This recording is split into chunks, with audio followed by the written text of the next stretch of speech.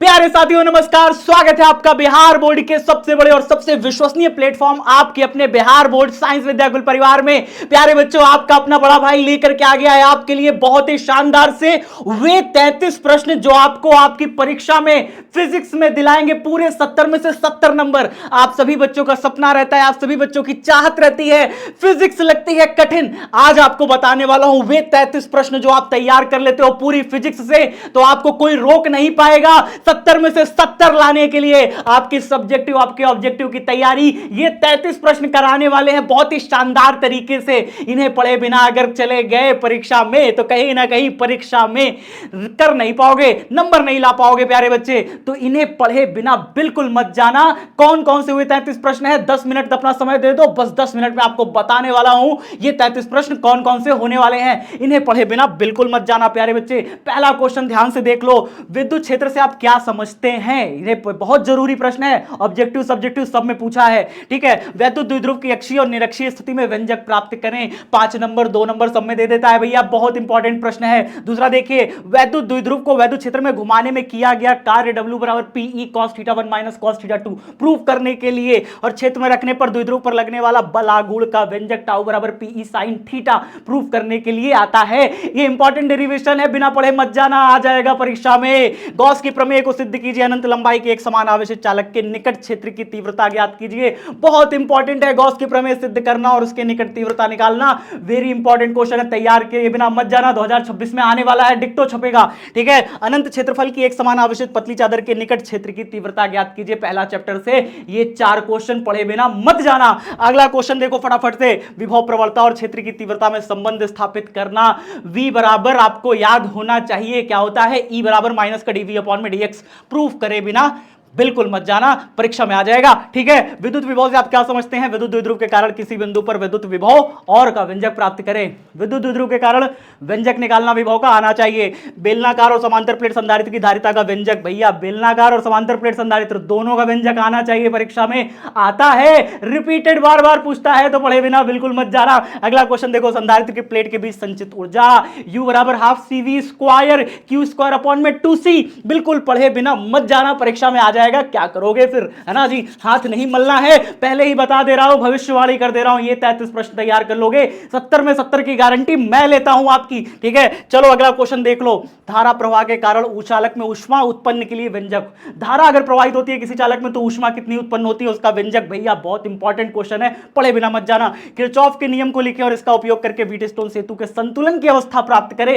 Most important question है प्यारे बच्चे, संतुलन की अवस्था P अपॉन Q बराबर R अपॉन में S। याद कर लो, प्रूफ करना सीख लो। विभव मापी द्वारा दो सेलों के विद्युत वाहक बलों की तुलना के लिए व्यंजक, भैया E1 अपॉन E2 बराबर L1 अपॉन में L2। बहुत ही प्यारा सा डेरिवेशन है, इसको पढ़े बिना मत जाना। आगे देखिए, बायो-सेवर्ट का नियम लिखें और इसका उपयोग करके एक धारावाही वृत्ताकार लूप के अक्ष के किसी बिंदु पर चुंबकीय क्षेत्र का व्यंजक, अक्ष पे भी और केंद्र पर भी तीव्रता का व्यंजक निकालना सीख लेना।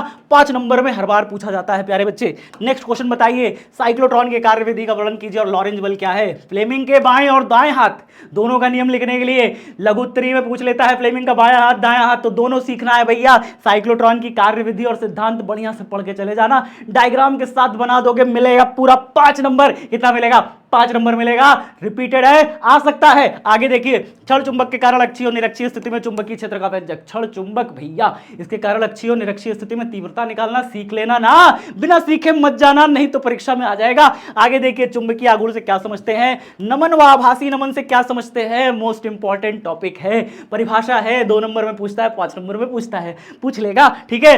प्रतिचुंबकीय, अनुचुंबकीय और लौह चुंबकीय पदार्थों के गुण लिखिए। आजकल ट्रेंडिंग है, आजकल है ट्रेंडिंग, क्योंकि आपके छमाही में पूछा है, उसके बाद सेंटअप में भी पूछेगा, उसके बाद आपके फाइनल में भी पूछेगा। इंपॉर्टेंट है बाबू, तो पढ़े बिना मत चले जाना, ठीक है। पृथ्वी के चुंबकीय तत्व से आप क्या समझते हैं, मोस्ट इंपॉर्टेंट टॉपिक। चलो आगे देखो, चुंबकीय फ्लक्स मात्रक विमा लेंज के नियम को परिभाषित करें। चुंबकीय फ्लक्स क्या है, मात्रक विमा क्या है, लेंज का नियम क्या है, पढ़े बिना बिल्कुल मत चले जाना, पूछेगा। 2 नंबर के क्वेश्चन तैयार हो रहे हैं तुम्हारे, ठीक है। सिद्ध करें लेंज का नियम ऊर्जा संरक्षण पर आधारित है। 2 नंबर में पूछा है नहीं पूछा है, बता दो कमेंट में, पूछा है नहीं पूछा है। लाइक कर रहे हो नहीं कर रहे हो, सेशन को लाइक करो, शेयर करो, अपने दोस्त को भी बताओ। फिजिक्स में चाहिए 70 में से 70, तो फॉलो करना होगा सौरभ भैया को। बिना फॉलो किए आपको 70 में 70 मिलने नहीं वाला। इन सारे क्वेश्चन का सोल्यूशन कराने वाला हूं। अगर अगर चाहिए तो कमेंट बॉक्स में बताना कि सर इन सबका सॉल्यूशन भी तो लेकर के आइए, ठीक है। स्वप्रेरकत्व और अन्योन्य प्रेरकत्व को परिभाषित करें, दो लंबी समकक्षीय परिणालिकाओं के अन्योन्य प्रेरकत्व का व्यंजक लिखें। वन शॉट में सब कराया है। अगर इसका सॉल्यूशन अब भी चाहिए तो कमेंट बॉक्स में बताओ, हाँ सर सॉल्यूशन लेकर के आइए। बहवर धारा को परिभाषित करें, ये कैसे उत्पन्न होती है, कैसे कम किया जा सकता है, ये सब कुछ चैप्टर नंबर 6 में पढ़ाया था, तब भी जानना है, इसका आंसर जानना है, कमेंट बॉक्स में बताइए हाँ सर आंसर लेकर के आइए। चलिए प्रत्यावर्ती धारा का माध्यमान, वर्ग माध्य, मूल मान का व्यंजक प्राप्त करें।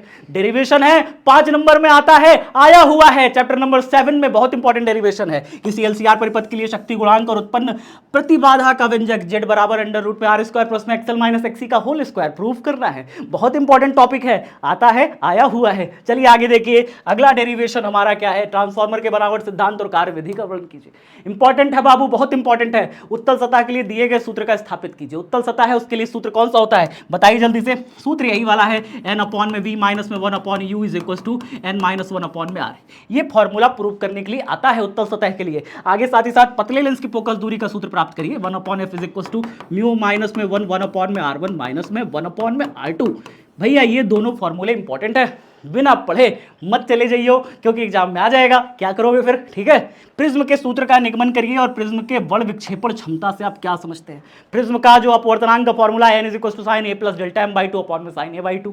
प्रूफ करे बिना मत जाना। और साथ ही साथ बल विक्षेपण क्षमता से क्या समझते हो, ये भी इंपॉर्टेंट है। स्क्रीनशॉट ले लो भैया, परीक्षा में आएगा, बिना पढ़े मत जाना। सॉल्यूशन चाहिए तो कमेंट बॉक्स में बताओ सर कि सॉल्यूशन लेकर के आइए इसका जल्दी से। नेक्स्ट क्वेश्चन बताओ फटाफट से। संयुक्त सूक्ष्मदर्शी और खगोलीय दूरदर्शी की आवर्धन क्षमता का व्यंजक प्राप्त करें।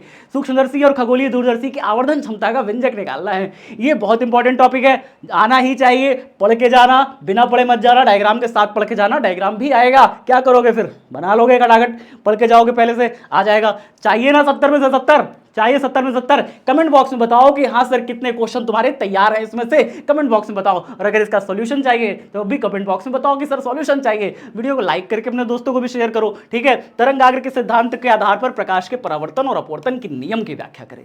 भैया आज से 10 बार ये परीक्षा में पूछा है, 10 बार परीक्षा में पूछा है, जाके देख लेना। 10 बार परीक्षा में पूछा है भैया, परावर्तन और अपवर्तन के नियम की व्याख्या करें तरंगाग्र के सिद्धांत पर। बहुत इंपॉर्टेंट टॉपिक है। 70 में से 70 लेकर के आएंगे आपका इस बार 70 में 70 प्रॉमिस है मेरा, ठीक है। व्यतिकरण को परिभाषित करें, यंग के द्विरेखा चित्र प्रयोग के लिए फ्रिंज की चौड़ाई का व्यंजक प्राप्त करें। फ्रिंज की चौड़ाई आपको पता है बीटा बराबर कितना होता है, कैपिटल डी लैम्डा अपॉन में स्मॉल डी होता है भैया, बहुत इंपॉर्टेंट है, ठीक है। आगे देखिए, प्रकाश विद्युत उत्सर्जन को समझाइए। प्रकाश विद्युत प्रभाव के नियम क्या है, आइंस्टीन के प्रकाश विद्युत प्रभाव की व्याख्या करें। 30वां नंबर क्वेश्चन ये है, स्क्रीनशॉट ले लो, एक एक क्वेश्चन फंसेगा, गारंटी देता हूं प्यारे बच्चे। अगर इतना पढ़ के चलेगा ये 33 क्वेश्चन तुम्हें कोई रोक नहीं सकता 70 में से 70 लाने के लिए, याद रखना ये बात को, ठीक है। चलो जल्दी से अगला देख लो, डे ब्रॉगली सिद्धांत क्या है। डे ब्रॉगली तरंग दैर्घ्य का व्यंजक प्राप्त करें। लैम्डा बराबर h अपॉन में p पूछ रहा है प्यारे बच्चे, प्रूव करना आना चाहिए, आएगा। 70 में से 70 की गारंटी मेरी है। चाहिए सॉल्यूशन इसका, वीडियो के कमेंट बॉक्स में बताओ सर सॉल्यूशन लेकर के आओ, तुरंत लेकर के सॉल्यूशन आ जाएंगे आपके लिए। बोर के अभिग्रहित, बोर के सिद्धांत के अभिग्रहित को लिखना है और बोर के सिद्धांत पर हाइड्रोजन स्पेक्ट्रम की व्याख्या करिए।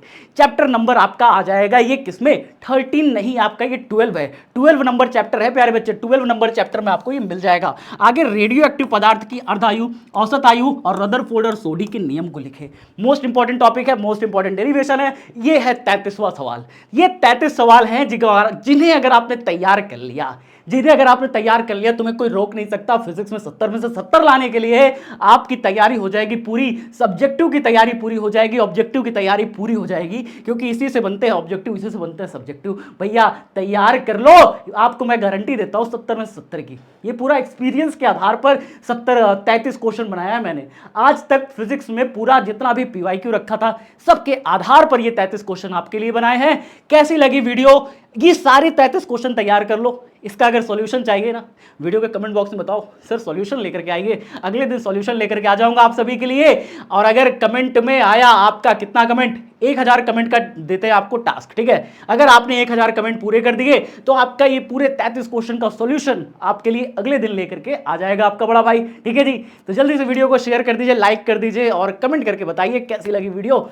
जय हिंद, जय भारत। इसी प्रकार की वीडियो के लिए चैनल को सब्सक्राइब कर लीजिए।